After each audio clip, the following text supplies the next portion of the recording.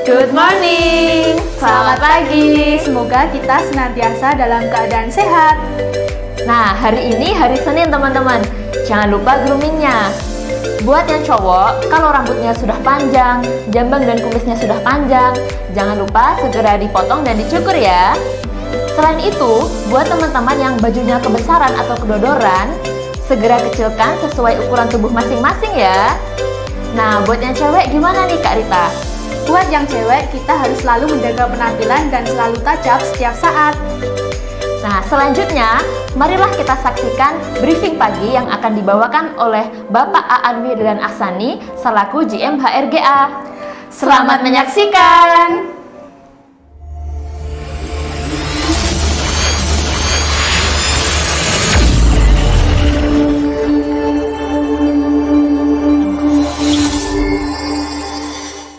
Halo, selamat pagi teman-teman Cun Motor.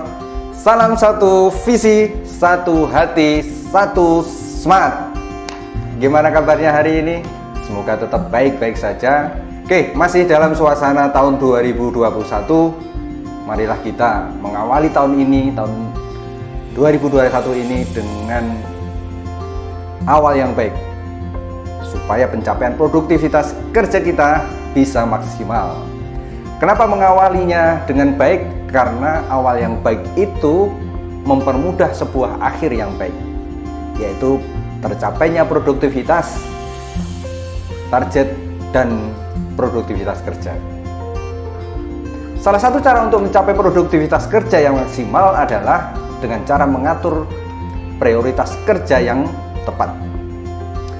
Menurut penelitian, sekitar 20% aktivitas kerja yang sungguh-sungguh memberikan kontribusi 80% terhadap pencapaian target. Jadi, jika setiap hari kita berhasil mengatur prioritas kerja yang tepat, maka kita akan terbiasa untuk bekerja efektif dan produktif. Nah, sekarang bagaimana langkah menentukan prioritas secara tepat? Nih, saya kasih langkah-langkahnya. Langkah pertama, dengan cara tulis seluruh kegiatan, seluruh tugas yang kita lakukan setiap hari. Contoh nih, dari datang masuk kerja. Kalau yang admin, dandan, cek email, cek laporan, membuat yang lainnya sampai makan siang. Yang sales mungkin ngecek data siapa yang mau di follow up, yang mekanik cek peralatan-peralatan dan sebagainya. Jadi semua kegiatan yang dari masuk sampai pulang tulis semua sampai kepada waktunya. Langkah kedua yaitu memberi nilai dari yang setiap yang ditulis tadi, tugas harian tadi, kasih nilai. Kasih angka 1 sampai 10. Angka 1 untuk kegiatan yang tidak penting, dan angka yang lebih besar, angka yang lebih penting, sampai angka 10 kegiatan yang paling penting. Langkah ketiga, mengelompokkan. Jadi yang sudah tadi kita kelompokkan menurut urutan kepentingan. Tentukan prioritas A untuk nilai 7 sampai 10. Prioritas B dari nilai 4 sampai 6. Prioritas C dari nilai 3 sampai 3 ke bawah, prioritas C itu. Oke, setelah semua sudah dikelompokkan, jadi satu kelompok itu, nama kegiatannya, nilainya, prioritasnya, kita akan lebih mudah untuk melakukan kegiatan dengan skala prioritas. Jadi kita tidak asal melakukan, tapi prioritas yang paling penting itu yang akan kita lakukan terlebih dahulu. Oke, saya tutup hari ini dengan satu cerita. Ini ada seorang profesor filsafat mengajak murid-muridnya ke sebuah gudang. Di sana profesor sudah menyiapkan 4 kotak yang berisikan batu besar, batu kecil, pasir, sampai air, dan 1 ember besar.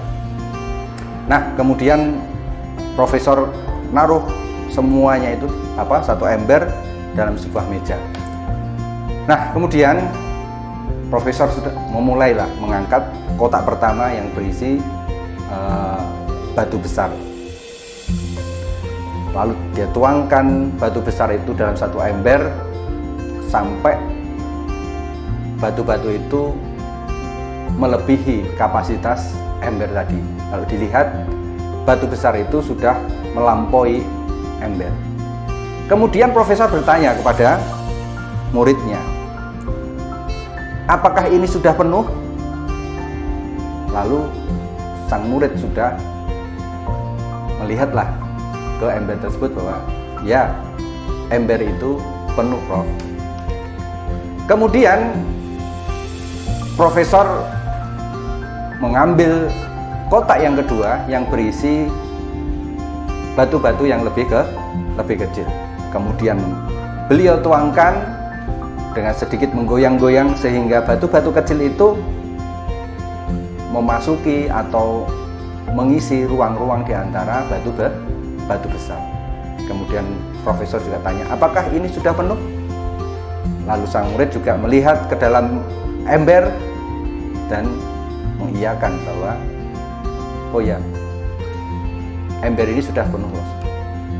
Lalu sang profesor mengambil kotak yang satunya lagi, yang ketiga, yaitu pasir.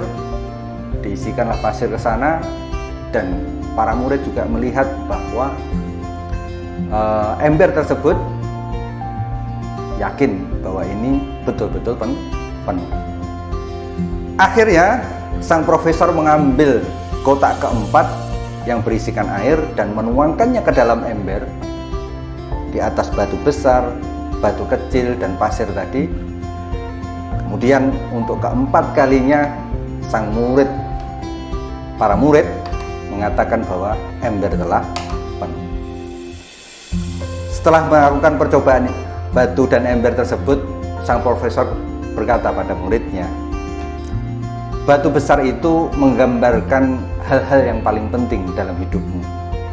Sedangkan batu kecil, pasir, dan air adalah hal-hal yang penting, cukup penting, hingga kurang penting.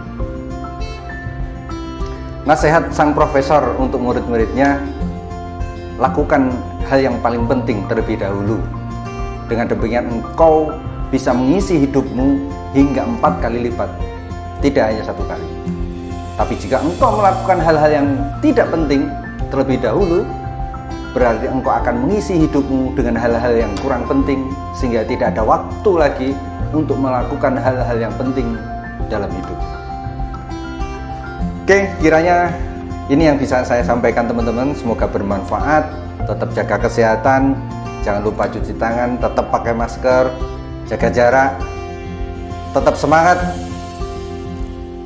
tetap bahagia. Yeay, tepuk tangan dulu. Semoga kita dapat menangkap apa yang telah disampaikan oleh Bapak An. Untuk selanjutnya, kita punya beberapa informasi yang perlu teman-teman ketahui.